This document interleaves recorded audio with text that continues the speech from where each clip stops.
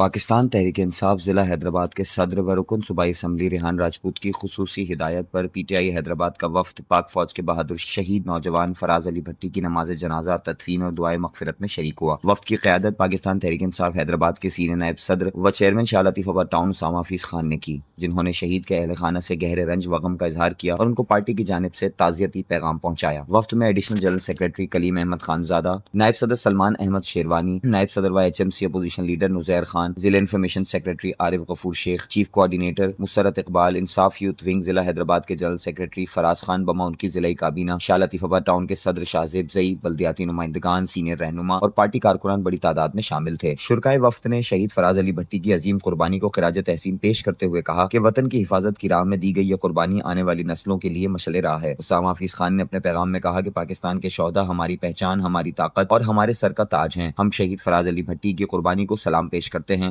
اور ان کے اہل خانہ کے ساتھ کھڑے ہیں۔ وفد نے شہید کے لیے فاتح خوانی کی اور ان کے درجات کی بلندی، اہل خانہ کے صبر اور پاکستان کی سلامتی کے لیے خصوصی دعا کی کہ اللہ تعالیٰ شہید فراز علی بھٹی کو جنت الفردوس میں اعلیٰ مقام عطا فرمائے اور ان کے اہل خانہ کو صبر جمیل عطا کرے۔